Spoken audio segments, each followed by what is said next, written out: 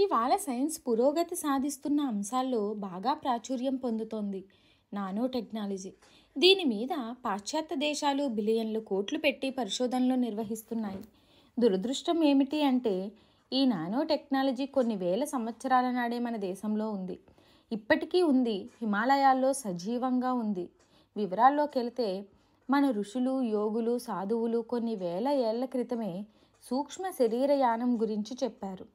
మనం పుస్తకాల్లో చదువుకున్న తపస్సునే ఇప్పుడు ధ్యానం అంటున్నారు. ఈ ధ్యానం ద్వారా అమోఘమైన సిద్ధులు సంప్రాప్తిస్తాయి. అందులో ఒకటి సూక్ష్మ శరీరయానం. దీన్ని నానో టెక్నాలజీలో అడ్వాన్స్డ్ స్టేజ్గా చెప్పుకోవచ్చు. ఇప్పుడు చేస్తున్న పరిశోధనల లక్ష్యం కూడా అదే. మన ఋషులు, యోగులు కోరుకున్నదే తడవుగా కోరుకున్న చోటికి ప్రయాణం చేసేవారు. కానీ ఇప్పటి హేతువాదులు దాన్ని నమ్మటానికి సిద్ధంగా లేరు. మహాభారతంలో ద్రౌపది వస్త్రాపహరణం సన్నివేశం గుర్తుంది కదా. దుశ్శాసనుడు ద్రౌపది చీరను లాగినప్పుడు మాన సంరక్షణ కోసం తను శ్రీకృష్ణుణ్ణి ప్రార్థిస్తుంది. ఎక్కడో ద్వారకలో ఉన్న కృష్ణుడు తక్షణం అక్కడ ప్రత్యక్షమై ద్రౌపది శీలాన్ని కాపాడుతాడు. దానికి ఆటని ఎంచుకున్న ప్రయాణ సాధనం నానో టెక్నాలజీయే. త్రిలోక సంచారి అయిన నారదుడు నిత్యం నానో టెక్నాలజీ ద్వారానే ప్రయాణించేవాడు. వీటన్నిటికీ ఒక సజీవ ఉదాహరణ కూడా ఉంది. హరిద్వార్లోనూ త్రివేణి సంగమంలోనూ జరిగే కుంభమేళాలు గుర్తొస్తున్నాయి కదా. అక్కడికి లక్షలాది మంది నాగసాధువులు రావటం మనం టీవీల, పేపర్లలో చూస్తాం. నాగసాధువులు దిగంబరగా ఉంటారు. బాహ్య ప్రపంచానికి దూరంగా ఎక్కడో హిమాలయ గుహలలో, కొండల్లో, నదీ తీరాల్లో ఉంటారు. మామూలు రోజుల్లో వారు ఎవరికీ కనిపించరు.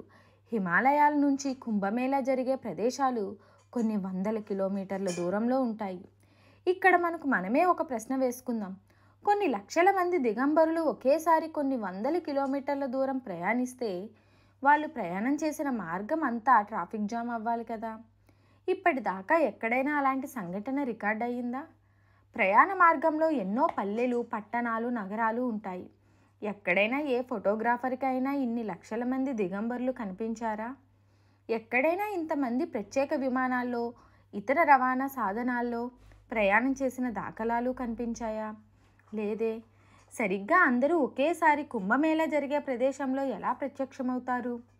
కుంభమేళా ముగిశాక తిరుగు ప్రయాణంలో 1 కిలోమీటర్ దూరం వరకే కనిపించి హఠాత్తుగా ఎలా మాయమైపోతారు? ఆ ప్రాంతంలో తప్ప మరెక్కడా వారి జాడ కనిపించదు. వీటన్నిటికీ సమాధానం ఒకటే. అదే సూక్ష్మ శరీరయానం. అదే నానో టెక్నాలజీ. నాగసాధువులు తమ సుదీర్ఘ ప్రయాణానికి ఉపయోగించే ప్రయాణ సాధనం.